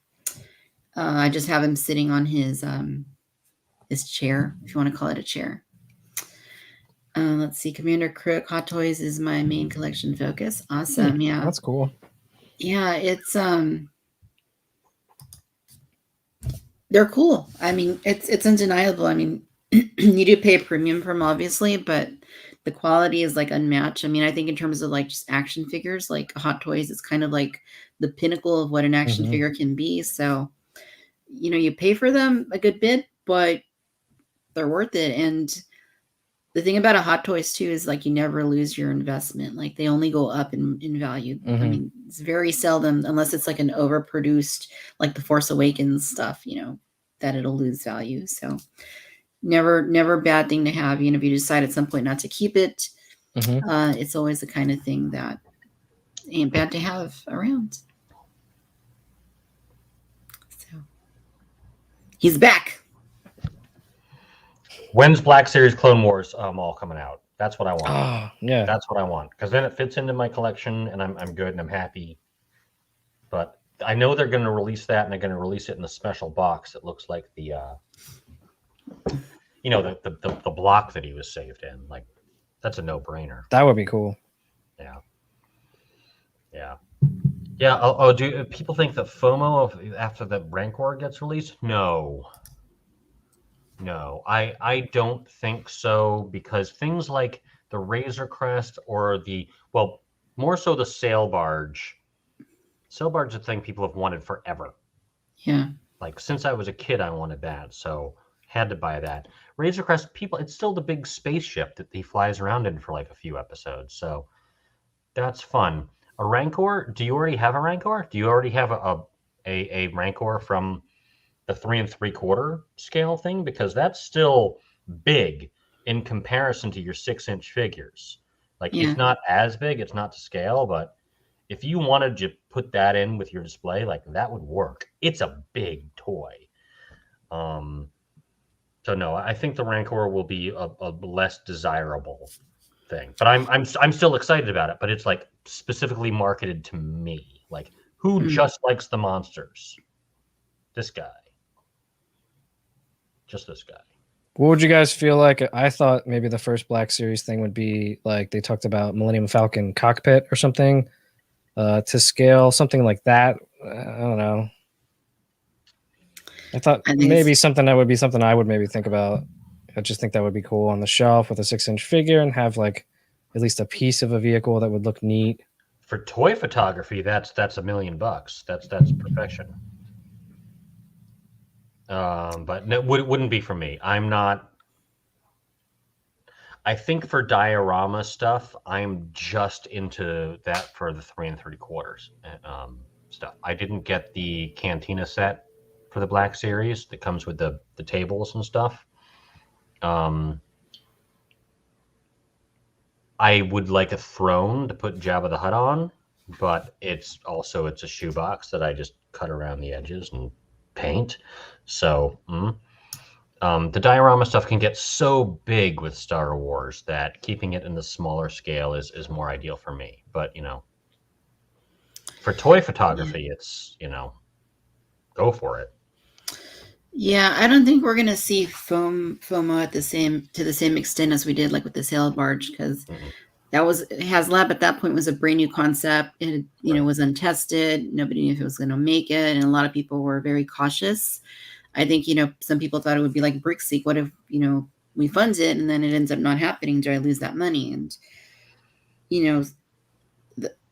was just a brand new thing, and ultimately they didn't sell as many as they did like the Razor Crest. I think the Razor Crest outsold it like 3-1. Oh yeah. So a massive number. Yeah, there's not as many of them out there as there are going to be Crests or Sentinels or whatever else they've done since then. Except Cookie Monster. That's the only one that's not, Poor old Cookie Monster. Poor old Cookie Monster. I was convinced Cookie Monster was a done deal too. It was cool. I mean, yeah. Who doesn't like Cookie Monster, I guess, but yeah. Yeah, I don't think we're going to see that with the Rancor or any of the newer HasLabs. I think people know what they're getting themselves into at this point, and there's ample opportunity in marketing around these things, right? So if it gets funded, awesome. If it doesn't, then yeah, obviously it doesn't get made and the FOMO doesn't matter. Yeah, the Rancor is a guarantee. All the current ones are a guarantee. They're all going to happen. You think so? Oh yeah, no question. Yeah, you get like, if you get your first third of the money in the first couple of days, you'll get the rest of it at the end of it. It's a specific thing that, like, when I was worried about the Sail Barge, my wife Lena, who'd done some Kickstarter stuff and looked into it quite a bit, knows what the how the chart goes, and she was always like, no, the Sail Barge got like 3,000 at the start, guaranteed it's going to get, or 1,500 or whatever it was, because I think they only needed 5,000 for the sail barge. But the way it worked perfectly along the lines of how that works. The Rancor will pass its goal, and it'll certainly get to its first stretch goal. Probably the second stretch goal. I wouldn't bet on third or fourth stretch goals for it, but it'll hit those other ones. Same with the Sky Striker. Anyone getting the Sky Striker? No. What is that? G.I. Joe? It's a G.I. Joe ship. I'm just kidding. I know what it is. Damn it, Victoria. I don't do G.I. Joe. You guys know. They're just normal dudes in combat outfits with guns. It's like, okay, cool. Yeah. I guess. Yeah. Let's see what else we got here. Imperial Shuttle would be cool, but I want a Ghost. A lot of people want the Ghost. Someday, maybe. Yeah. I mean, I think if it comes back in some capacity into like, it's like the focus in Star Wars Entertainment again, then maybe, but. Yeah. I think for HasLabs, we're gonna mainly see them focus on like newer current media. And if it comes back some way, like where there were rumors that Hera was gonna take over the show meant for Cara Dune, maybe something like that. But like you said, they're not gonna go back and be like, remember that show on Disney XD? Right. Because that's never worked for Star Wars before.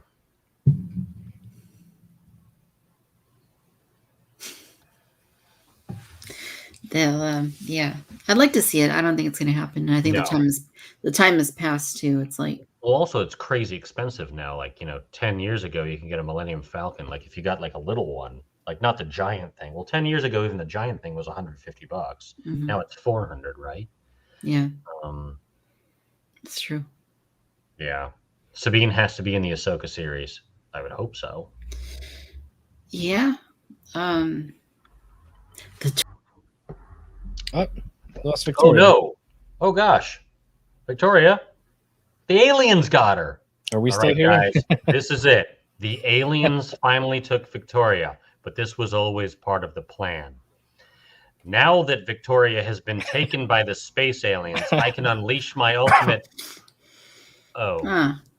Yeah, I got kicked out of my own stream. Go figure. I see Mike is in the chat here. Hello. Hey, Mike, how's it going? I forgot what I was saying before I got almost abducted by spacemen, by men from space. All right, here comes Kalinda. It's that time. Hi there. Hi, Kalinda. She is. Hi there. Hi there. Hi there. She wants some gin. She says, I would not like to have some gin too. Oh my God. Hello. Hello, Kalinda. You have to say hello to everyone. We're talking about Star Wars toys because we're adults. Look at this. Look at this. Look at this face. Look at this face. Hi, here you go. Down you go. Nice. My dogs are in here somewhere, but I closed the door so she's not in here. Vintage Collection will definitely do Rebels eventually, yes. I don't know. I think at some point. I mean, with all the shows coming, and them trying to catch up in the original 96, trying to catch up on Rogue One, we still need some stuff from there. We still need things from Solo. Like, I just don't. Would you ever see doing a HasLab and just giving all the characters, like just having 5, 6, 8 of them from Rebels? Here's a pack on vintage cards. I wish. I think it would have to be that, but I don't think they're going to focus on that. I think it's going to be the focus is going to be on like current entertainment. Yeah. I don't see them going back to like Rebels from when was that 2014 to 2017 or 18 or 17. So. Yeah. Heartbreak. I'm not even a big Rebels fan, but I mean they should do that. I mean they should have already. I don't see it happening at this point. Yeah. You have Book of Boba Fett, you have Cassian, you have Bad Batch Season 2, you have did I say Cassian already? Obi-Wan, Ahsoka. I mean, all these shows that are coming in the next 1 to 2 years. I don't see them. I think everyone, you know what everyone's going to have? It's going to have a new vintage collection card back with whatever the new label is, and it'll be a stormtrooper or a clone trooper, because they can just repurpose that. Be like, oh, we're so excited. Here's the new clone trooper from the Obi-Wan series. His name is Captain Bill. He's got a blue stripe. And it's like, oh, it's just a stormtrooper, because they're not going to spend the money to make another figure. Right. Yeah, I mean, that's what the HasLab is, though. They don't have to spend that money unless it hits the goal. Oh, if they did the HasLab, yeah, do all of it. But I don't, they are so, it seems like they hang back. Like, look at Rise of Skywalker. They didn't put out a whole lot for that. And it's like, oh, Mandalorian's popular, and they're just like pumping that out. I think they're deathly afraid of stuff piling up like it did for Force Awakens and Last Jedi again. And Rogue One. Yep. Yeah, I mean, people love The Mandalorian. They didn't love The Rise of Skywalker. Everybody loved The Last Jedi, though. Oh, yeah. Everybody. Anyhow.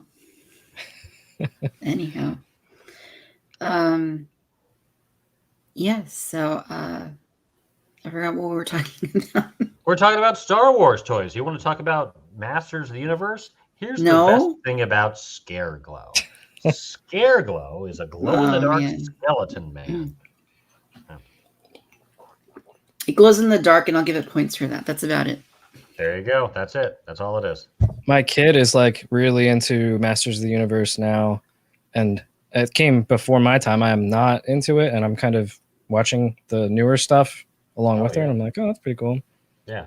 You see the new Netflix series? Yes, that's what we've been watching, yeah. The one aimed for the youngsters. Yeah, we're about halfway through.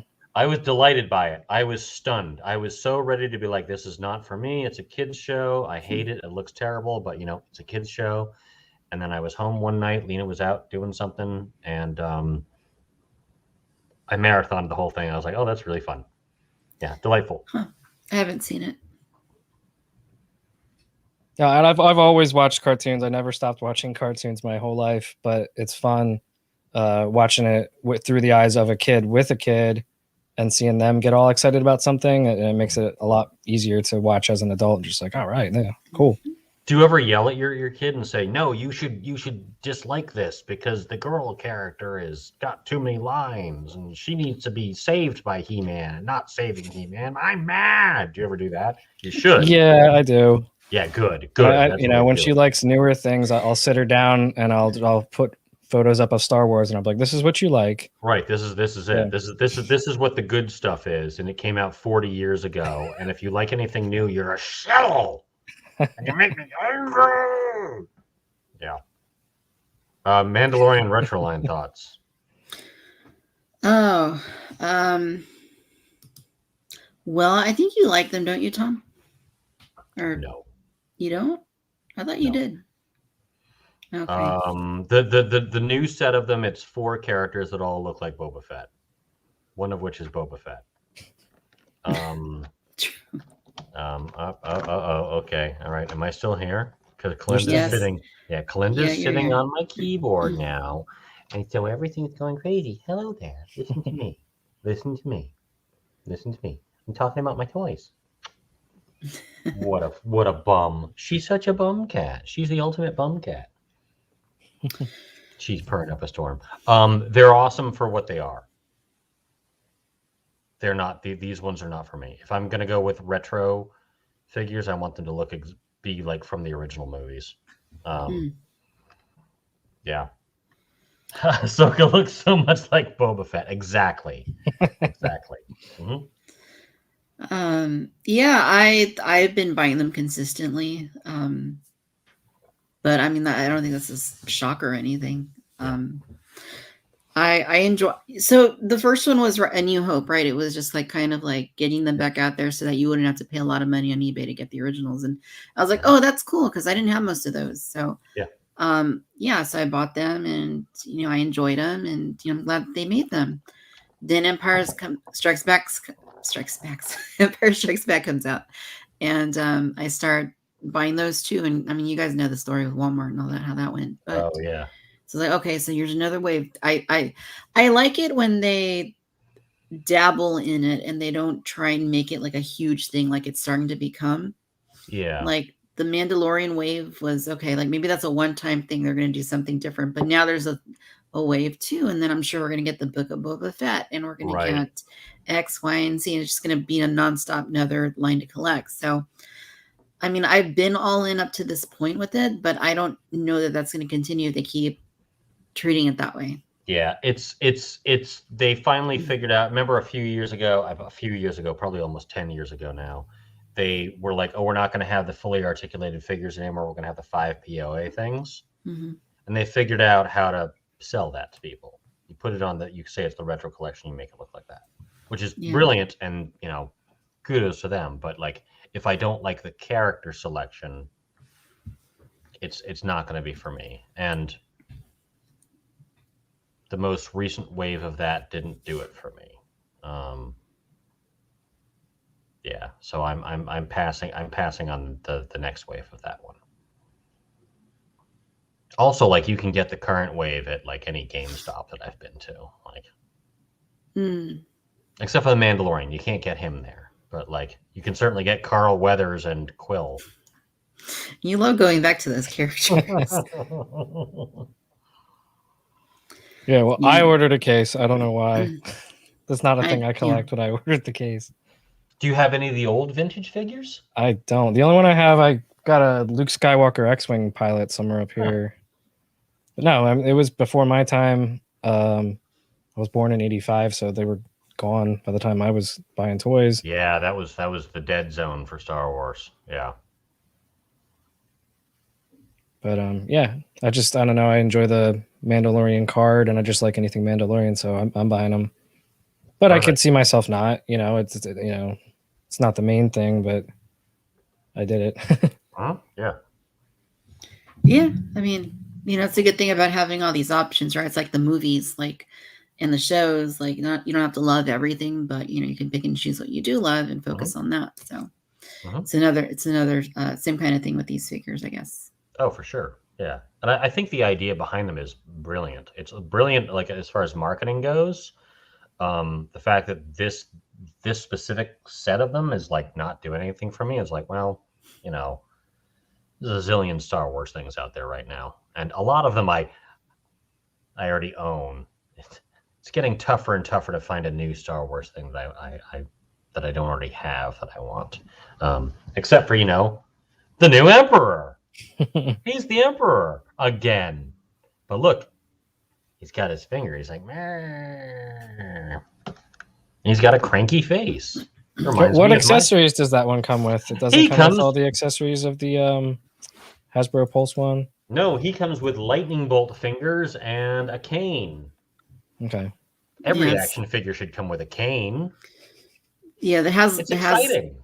The Pulse one has that stuff too, but it has an alternate face, right? I don't think it has the better face. It has has the better face. Yeah.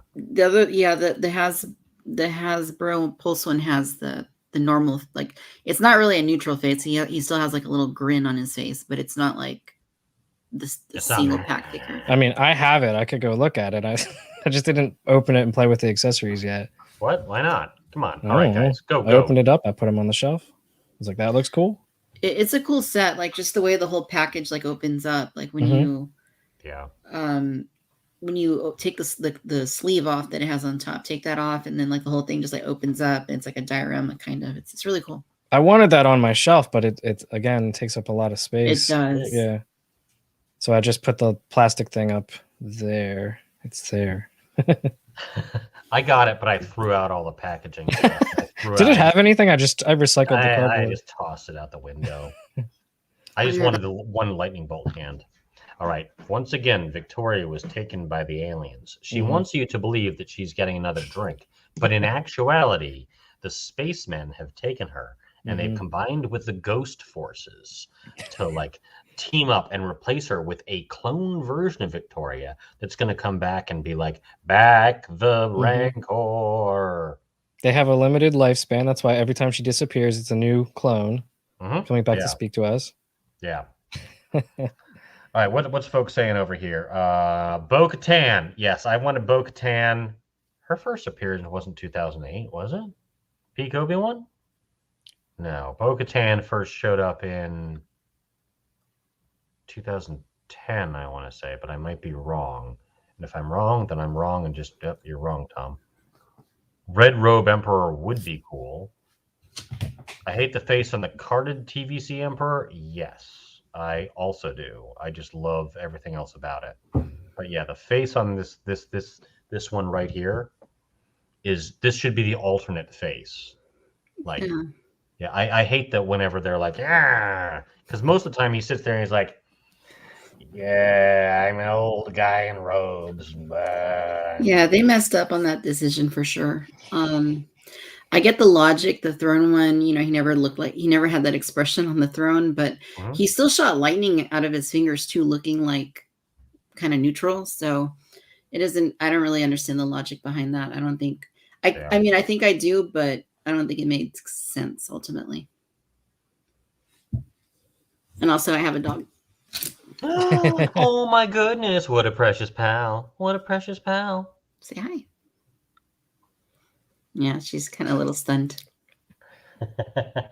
She wasn't sitting on the keyboard though. Like Kalinda was sitting on the keyboard and it was doing the flickering thing where it's like, I don't know, this window might close and my computer might just switch off. I have no idea what's gonna. She's just like,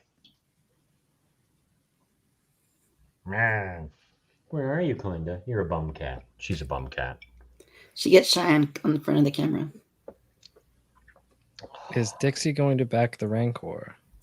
No. Are you? Are you going to back the Rancor? The Rancor is probably. Oh no! Oh shoot! She wants to smack the keyboard. Dixie, bad puppies. She did smack the keyboard.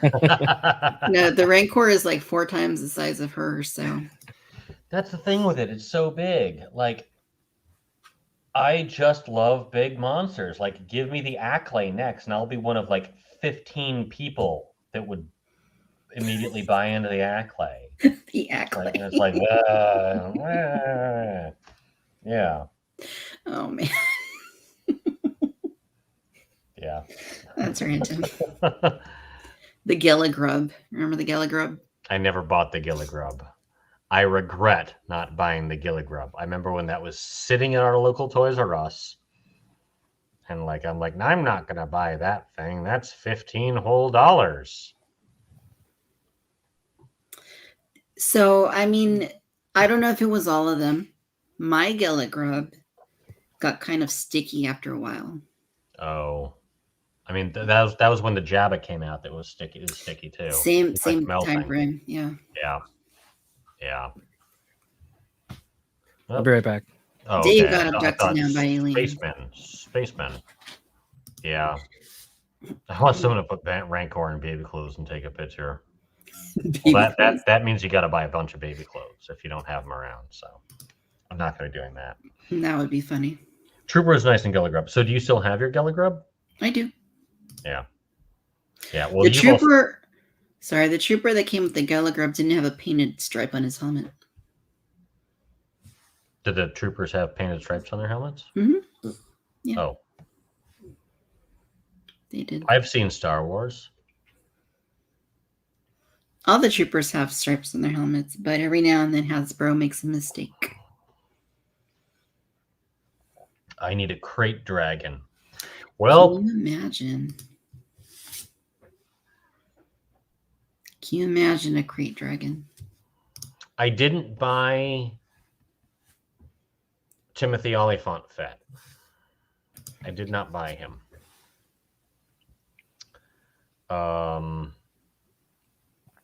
I love Timothy Olyphant, and I actually really enjoyed that episode of the show, but it's like, it's Boba Fett again. No, it's not Boba Fett again. That's the problem. It is. It's Boba Fett. He's wearing Boba Fett's armor. He has Timothy Olyphant's face. Timothy Olyphant from Scream 2. The bad guy in Scream 2. Spoiler alert. Oh, man. I haven't watched that movie, and I'll have to go back. Yeah. Don't. I watched it recently in our big Halloween rewatch, and I remembered why I don't like Scream 2. I can't believe you didn't buy that, though. Oh my goodness, Cobb Vanth. It's like I know. That was one I was really on the fence about. And then when they came out and said, "Oh, it's deluxe for $10 more," it's like those prices are starting to get to me. Like I wanted the Leia on the Power of the Force card, and it was $30, and I'm like, I'll just get it in the regular release. Yeah. Expect all the price increases now. Yeah. Because I follow the Super 7 guys. They let us know that was going to be the case almost a year ago. They were like, everything is starting to get priced up. Expect stuff like mid to late 2021, and all the prices are going to go up. Just be ready. That's what's happening. But so Cobb Vanth for $30, nah. But it's Cobb Vanth, so. Well, it's Timothy Olyphant. Is he not worth $30? I would pay a lot more for him than that. Well, I mean, if he shows up and sits on my lap, he's worth a lot more than that. I'm straight, by the way, but Timothy Olyphant, I would, we can all be flexible. Flexibility. Yeah. Well, I pre-ordered him, so. Yeah. Yes, as did I. I think I have them ordered twice somewhere. I got to go through and cancel some of these. Well, if you know something, Dave, keep me in mind with that second one and poke me first in case I change my mind. Be like, hey, Tom, do you want me to just redirect this to your place? Because you also sent me the deluxe Boba Fett. No, there was the Clone Wars figures, the Target exclusives. How did I get the deluxe Boba Fett then? Maybe it was the Ghost. The Ghost sent it to you. It was the Ghost.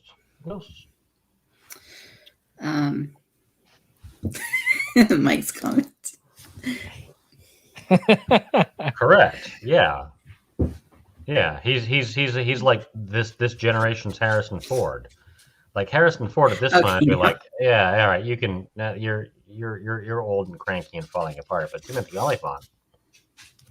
I mean, have you guys seen Dreamcatcher? It's a movie directed and written by or scripted by Lawrence Kasdan. And if you haven't seen it, you should watch it. And then we should have another one of these and talk about Dreamcatcher. Oh man. So if they do a vintage collection Cobb Vanth, I mean, clearly on the card art, he's got to be like in the cantina with like holding a glass and just like smiling at the camera, right? Well, then I'm buying that. Yeah. Of course. Yeah. Timothy Olyphant. Love him.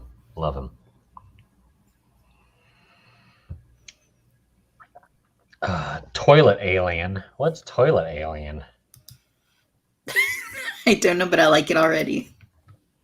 Man, it's 1 a.m. on Is this Friday like a night. Ghostbusters Star Wars crossover figure or something? Fearsome Flush from space. Fearsome Flush isn't an alien. Dreamcatcher. Oh my God, yes. Oh no. Jason Garcia has seen Dreamcatcher, and yes, it's a toilet alien. No, it's a toilet alien is a thing in that movie. It's Stephen King was on a lot of painkillers when he wrote it. Oh, Dan's here. Hey, Dan. Hey, Dan, how's it going? General Kenobi.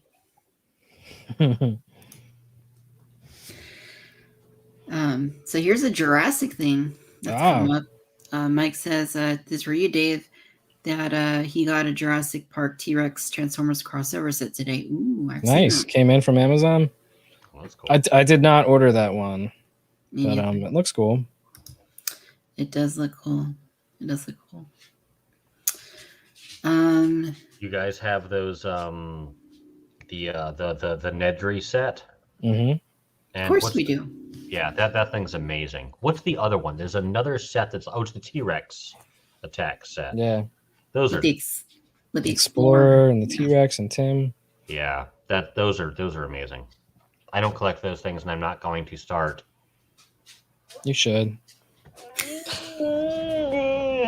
But I mean, they're incredibly cool. I think if if you were like kind of on the fence and you could go one way or the other, I feel like the Legacy Collection line would be like the, if you only did Legacy Collection, I think you'd be all right.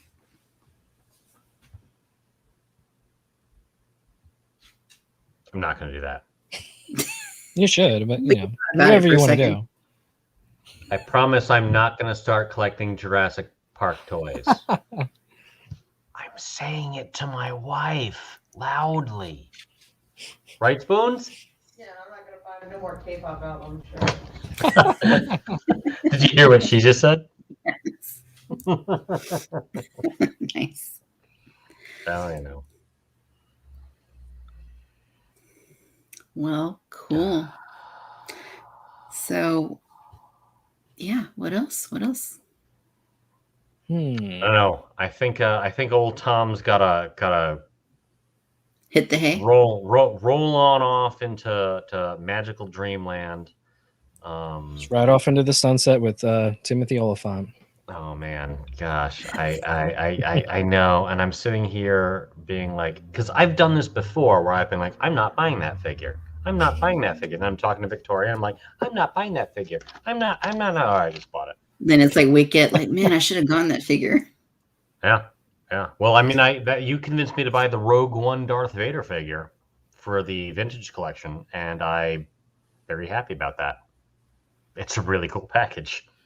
I didn't open them because I've got a zillion open Darth Vaders, and I don't need another one. But man, it looks great. Yeah. Why do Mattel's prices seem to be cheaper? Because Mattel is cheap. And it's junk. Yeah, of course. Junk. Nobody likes that. No, I.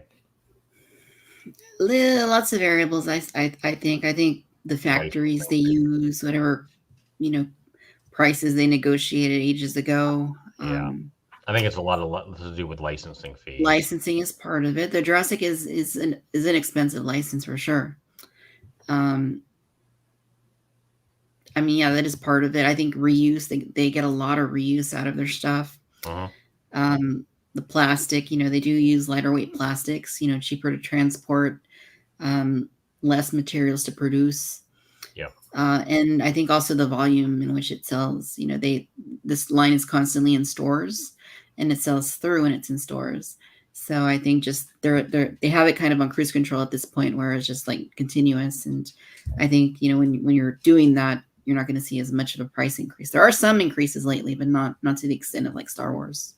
Yeah, I mean, seeing what those sets I was talking about earlier, being like, oh, I could get this for $30 or something like that, or $40, and it's like a giant T-Rex and it's a vehicle and its characters is like, all right. And Star Wars is selling me a toy that's that big for $300. Like, these went up.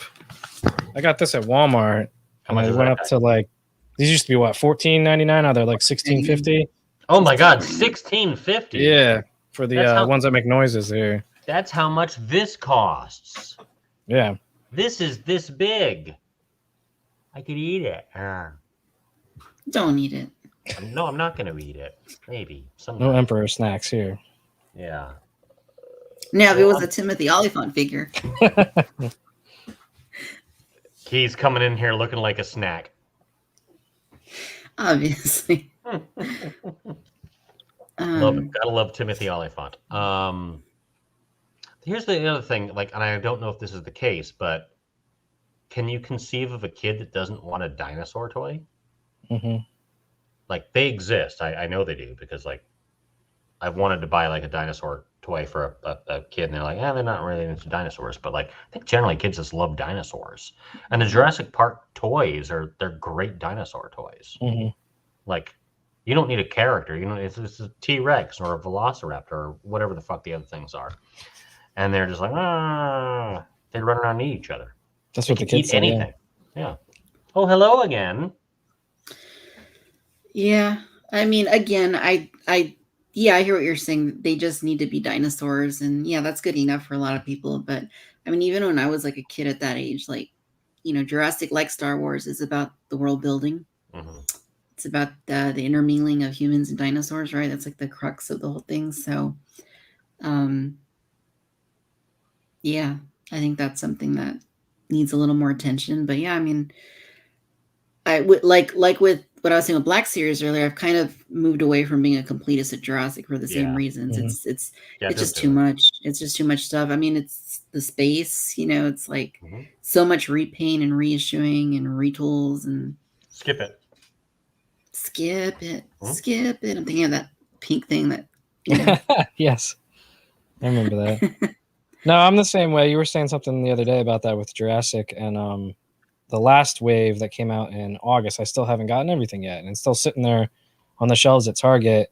I'll probably get it, but I'm starting to think, do I need a 4th or a 5th Stegosaurus? Do I need a 4th Mosasaur? No, I don't. That's the answer, but I'm probably going to buy it anyway. But it's got me thinking. Yeah, it's not 2018 anymore. Mm-hmm. When they revived this whole line, it was dead. It was like not even a thing, and like now it's like an evergreen line that's on the shelves all year round and consistent and reliable. They made the gosh darn Brachiosaur. Yeah, I've seen that in stores for $50. Absolutely incredible! Holy cow! What a cool thing. You need that one at least. I bought 5 of those. Really? Well, they were on sale at the end, $15, so I bought a bunch up. Right before the Apatosaurus came out. Yeah, they went to markdown. Eventually, after 3 years on the shelf? Yeah. That's insane. Can you imagine a Star Wars toy on the shelf for that long? Because people keep buying it? What? I mean, I can imagine a Star Wars toy on the shelf for that long. That was Yarna Del Gargan. Well, not Wilrow. Yeah. But on the shelf because people keep buying it and they have to keep making it. Yeah. Ugh. Yarna was, it was a different story. Yep. Yeah. But yeah, so you should get that one. I'll buy it off of Dave. He'll sell me what it costs, right? I'll send you a care package with Timothy Oliphant and Brachiosaurus. And then you'll be set. That's all you need. That's all you need. Yeah. So here's an interesting question. How do you folks manage a lack of space? Seems a waste to squirrel stuff away in garages and closets. It's a perennial problem for all collectors. Unless you are Steve Sansweet and you have like a barns to display all your stuff. Yeah, that's not 99.9% of us. Yeah, I mean,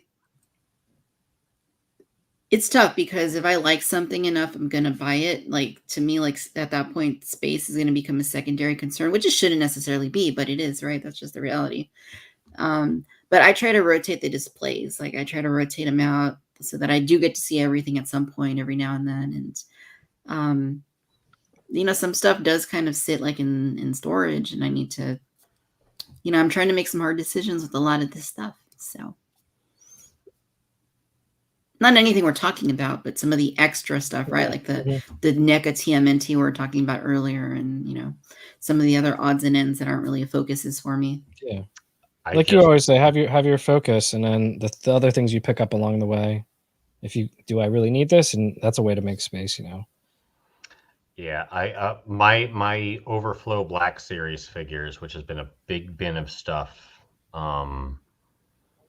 Again, it's just the top shelf of the Detolf right now that has Black Series figures displayed in it. Everything else just went into storage on Wednesday, which is where all my other 3 3/4 stuff is, other than the vintage. Well, all the vintage are in a little display case over here. But it's the hope and belief that at some point later on, I will have a place to display all this stuff. And if not, well, I can be buried with it. No one can ever touch it. Put it in your, have like a tomb like King Tut and he has all your toys. Yeah. What am I going to let kids have it? Other collectors? No. Bury it in thousands of years, they'll exhume Tom and be like, this man was a king with all his toys. Right, exactly. Yeah, that's what I want the future to believe about me. Like, he was the one that had the most action figures. He must have been royalty. Around the turn of the 20th century to the 21st, man collected plastic. This man was the richest. I'm certainly a high echelon guy, right? Like, come on, look at all my little plastic baubles I've got. Yeah. Where do you get rid of your unwanted toys? What? Huh? What do you yeah, mean? so yeah, I mean I know it's tough. I mean, like I said, sometimes you got to make tough decisions, and every now and then I go through I'm like, okay, I got to go through here, find extra stuff. I got to go through here and find things that I don't necessarily need to have doubles of, just and try and kind of cut down a little bit. But actually, what I'm working on for this is because I do use social media to unload things. Is on Instagram. I'm in the process of creating a Victoria's Cantina specific marketplace account. It's a separate account, but that's where I'll be unloading stuff very soon. So not the stuff we're talking about, not hot toys or no, probably not. Well, maybe one or two. But yeah, just to kind of unload some things and make some room because stuff's going to constantly be coming out, and if can't keep all of it. This is what you can't keep all of it. Mm-hmm. I tell myself I'm going to sell the stuff. I tell myself, I'm going to get this, and if I don't really want it, I'll sell it off, and then I don't. So it just goes into storage. Yeah, I mean, for the effort that it takes to sell things, and especially with eBay, is just I don't have time. I just assume donate it or something. It's just yeah. For me, I'm really the stuff that's in storage is all stuff that I want, and I'm happy I've got. I'm bummed it's not on display right now, but I'm bummed that it's not on display right now. It's like, I wish this was. It's not I don't care. I've gotten rid of some of those things. I can't remember. I've gotten rid of stuff like that. But I also think it's more likely I just donate it or something like that because yeah. So it's trouble. It's just Dan said the same. I will never sell anything so the boxes stack up and the piece grows. Yeah. It's it's that dopamine rush, right? Every time you buy a new toy, and then it's I don't want to let it go because I remember where I was when I bought it. Which is true. I was at my house on my computer, and I typed in the thing, and then it showed up at my house. It showed up and I pulled it a out. year later. And I spent 35 minutes pulling it out of all the boxes it's in and all the things it's connected to it. And I'm like, here it is. Here it is. It's this guy. Here he is. He's here now. I've got him. Great. Anyway. So much for that. Supersource is at Galaxy's Edge in Florida. Love it. Greetings from Batu East. Are we being streamed in Galaxy's Edge? Does that make us canon now? Jeepers. I think so. It's 1 a.m. You should. I made it there. I'm hoping Lena goes there. She's going to go to see. There's a little band.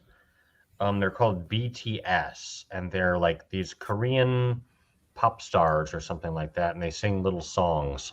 And they've got a little concert in LA in December. I think the start of December, mid-December. So I'm hoping that when my wife goes down there to see these kids play the little songs, that she'll go to Galaxy's Edge and get me the thing that has Salacious Crumb. Oh, the multi-pack. Yeah, the multi-pack. That's according to Jason on Yakface. That could be going up for sale. I think he said on the 17th on Shop Disney. I will punch a nun in the face for that. A nun right in the face. A nun and an orphan, both at the same time. Punch them in the face. Give me Salacious Crumb. Yeah, I want that too. Yeah. You already have Salacious Crumb, don't you? Not 6-inch scale. Oh. I'm surprised you haven't tried to get the puppet one that they have. The one with the little hydraulic thingies that makes it move that Dan has on his channel. Don't let me go there. Don't let me go to Galaxy's Edge. They have a puffer pig there too. I saw it last time. I know the merchandise they sell at Galaxy's Edge. I've seen all of it, and I envy all of it. All of it. Guys, I've got a mosey. I love you guys. All right. You as well. Thank you for coming on, Lots Tom. of It's fun. been fun, and we will catch you on the next one. All right. Cheers, guys. Have a great Yeah. night. Cheers. Good Good night, night, folks. Watch out for them aliens. They're not real. They're not real. They got him. They're real. Finally, he's convinced. Oh yeah, fun. Lots of fun tonight. Oh, thank you. Yeah, no, it's been a blast for sure. But yeah, it is. Tom's right. It is getting kind of late. I know for you, especially on the East Coast. What time is it over there? 1:06. It's tomorrow. So greetings from the future. It's funny how that works, isn't it? Yeah. Yeah, I think I'm gonna follow Tom's lead and sure. Yeah, got up around 6 a.m. and it's not quite as late as it is for you, but nonetheless, it's tired. We've been going for 2 hours. It's been fun. Yeah, and I could keep going potentially, but I have a little dog that's waiting for attention over here, so I think I'm gonna swoop her up, go watch some TCM for a bit, finish this cocktail, and call it a night. All right. Thanks to everyone in the chat. I wasn't reacting to everything, but it was all funny. Yeah, absolutely. Yeah, thanks to everybody who's been tuning in with us. And some of you have been around since the beginning, so I'm sorry. Thank you for being here. It's been fun. We appreciate you guys as always. And yeah, tune in. We're going to be doing it again next week. So we'll see you guys then. May the force be with you, no matter where you are tuning in out in the galaxy. And Dave, thanks to you too as well for coming on here and talking all manner of topics as we found over the past couple hours with Tom and I. All right. Yeah, thanks. I always like talking with Tom. He's a character. He's a great guy. So thanks for having me. As are you. So yes, thank you. And we'll see you guys soon. Good night.